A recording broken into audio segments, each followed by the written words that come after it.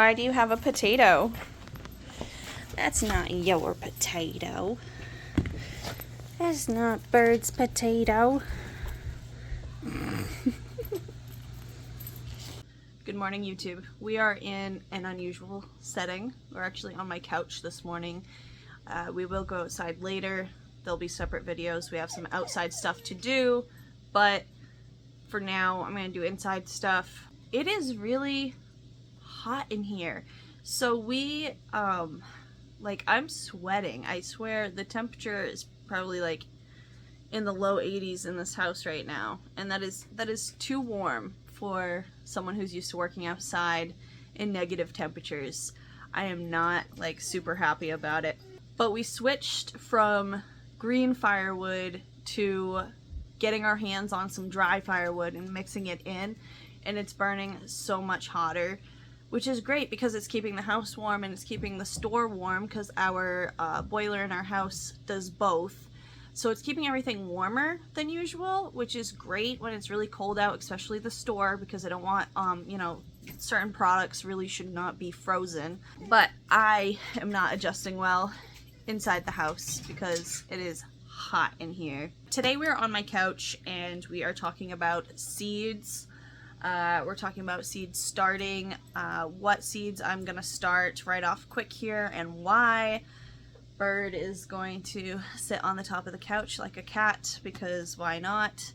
I think it's still a fairly unknown fact to people who garden up here in Maine, which we are zone 4 and 5 depending on where you are. So it's cold, we don't have a huge growing season, and it does vary. Generally we have safely from late May to the end of September. Sometimes we have from early May to the end of October. Sometimes we have from mid-June to August. It just, every year is so different with the growing season here. And we can get snow and frost and hail.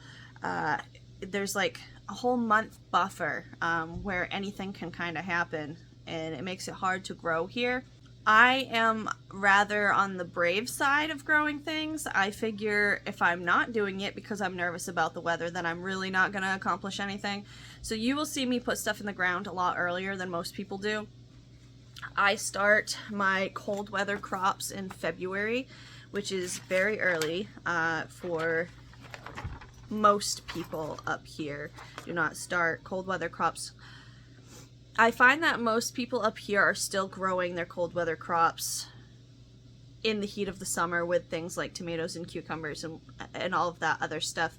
I feel like it's still a little widely unknown that you can venture into April and venture into October for the cool weather stuff up here and get away with it usually. So that's what we're going to talk about. We're going to take a look at what I have. I have 3 very grubby, very broken seed, I call them seed suitcases. Most people use these for their seeds now.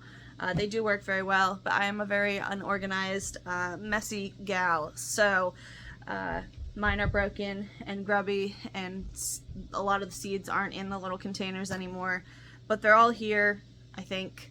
And we'll go through them and see what I have for cold weather stuff that I'll be starting. My biggest goal this year is to use all of the seeds in these containers. So we have neglected our garden for almost 3 years now, 2 or 3 seasons. We haven't done much of anything in the gardens, and it makes me really sad. We get to the end of summer every year, and I feel like, I completely missed out because I love fresh produce. The kids love fresh produce, and I love preserving.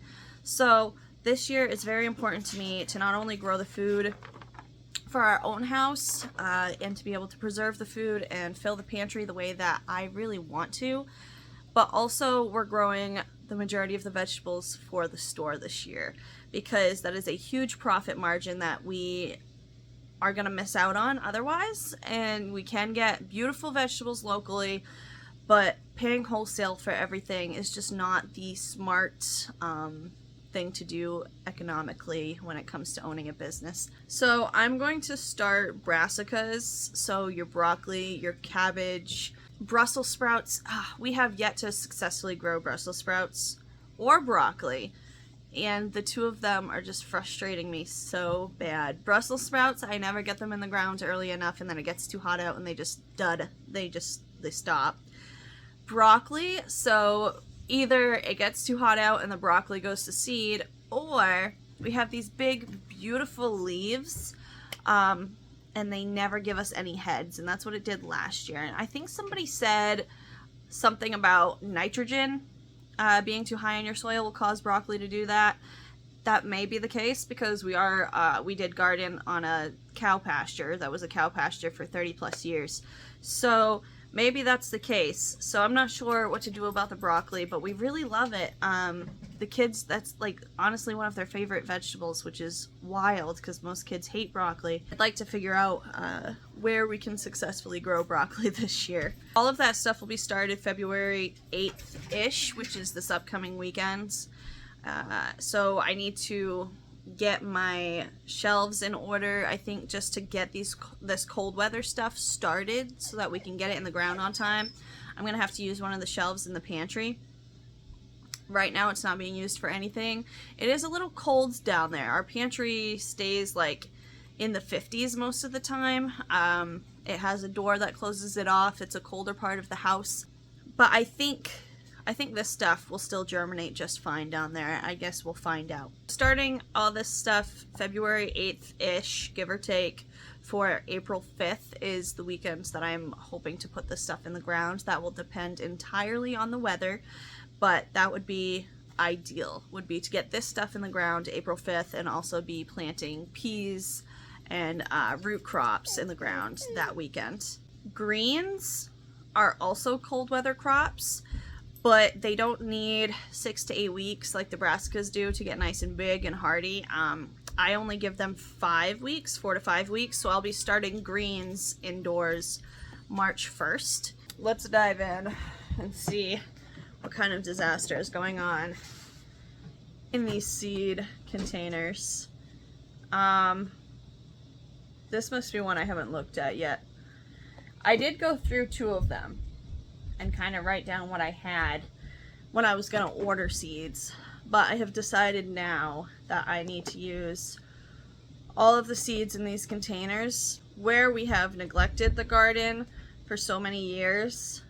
All of these seeds, I would love to see everything in here be used this year and start over fresh with new seed orders in the fall and next year. So that's my goal this year, is to use all the seeds in these seed containers. It might seem like a lot, but when you're supplying a store with produce and a family of 4 with produce, it's not really going to be that many seeds to use up. But this one, so this is kind of like, this is the disaster that is my seed organization. This is just kind of how it goes. These will be planted directly in the ground that first weekend of April.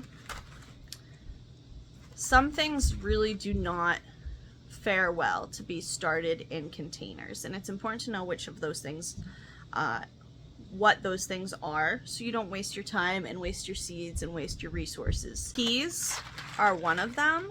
I have a whole bunch of these Progress number 9 shelling peas from Botanical Interests. These will go directly in the ground. 1, because peas do not transplant well, and 2, because the maturity on peas is like 50 to 60 days.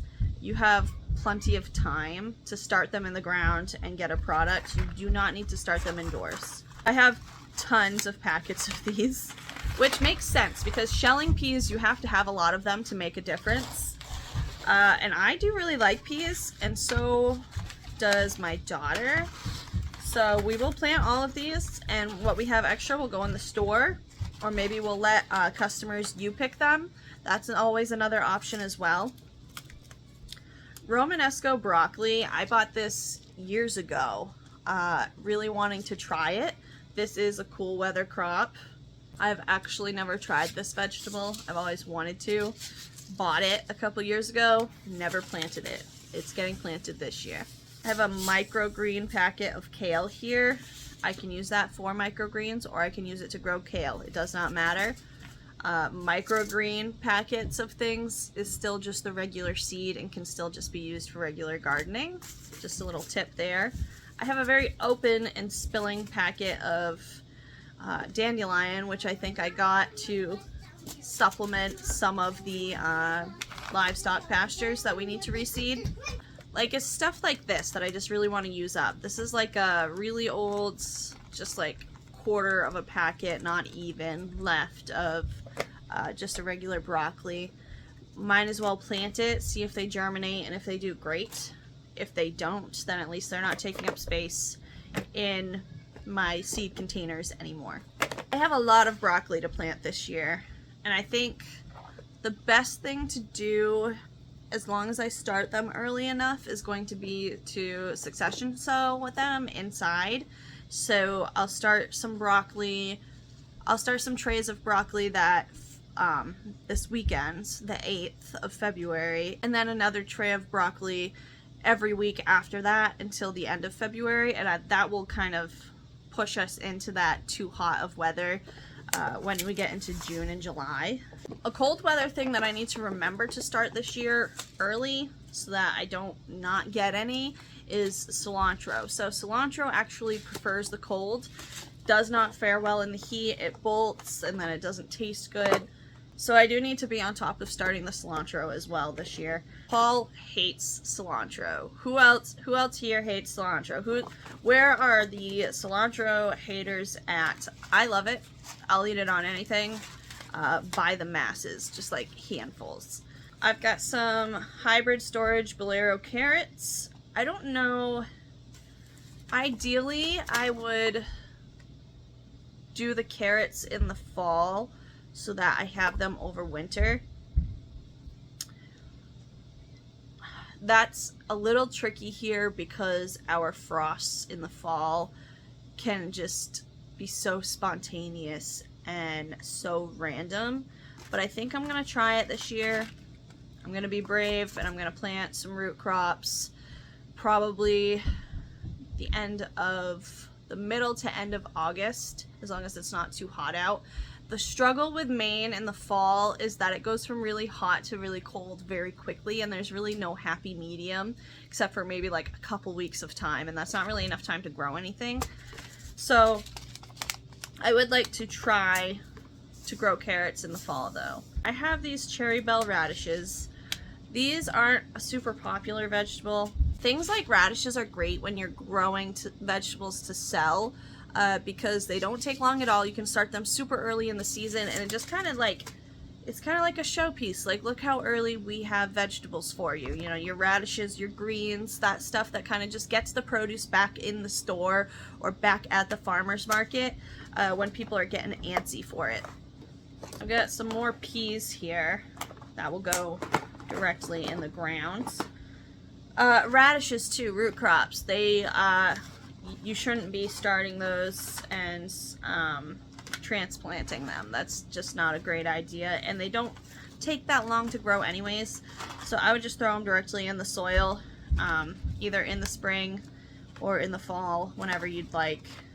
We do a big growing of peas in the spring and then another one in the fall, because the peas really don't love the high humidity and heat that we get here.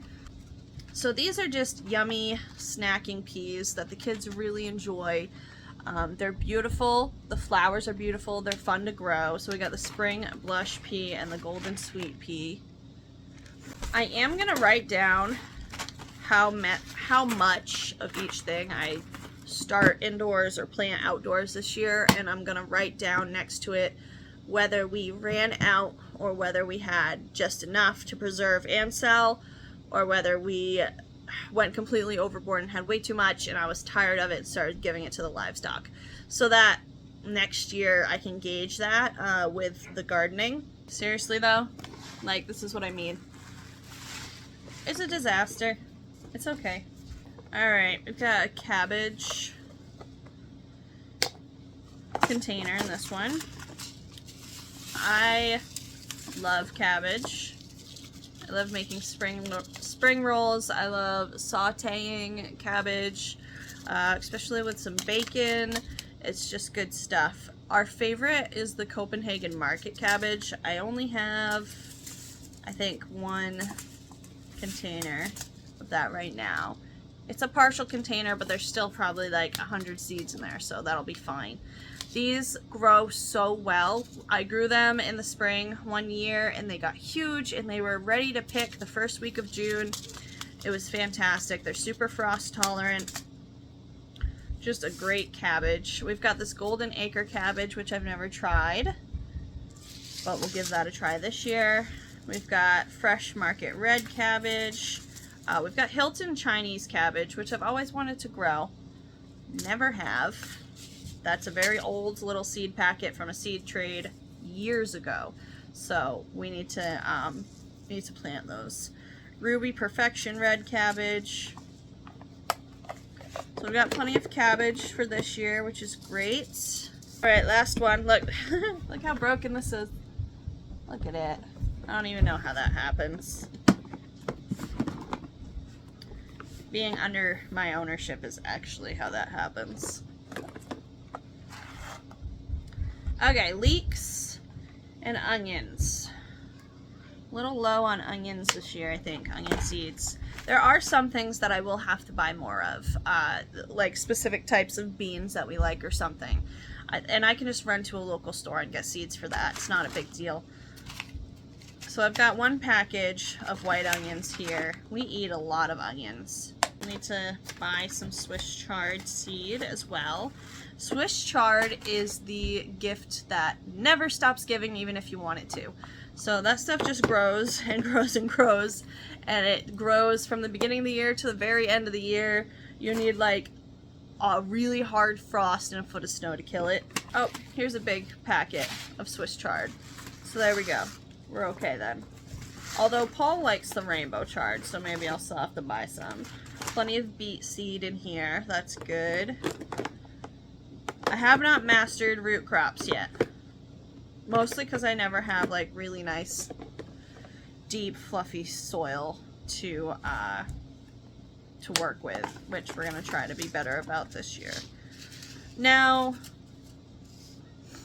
kohlrabi. I have 2 packets of that. I believe this is a cold weather crop. You guys let me know. I'll look it up too, but let me know, is kohlrabi a cold weather crop? I think it is. I do. Oh, here's more. I have so many beets. Lots of beets. Alright, last up, salad greens, which we have so many. Just so many random. Salad, Burnett.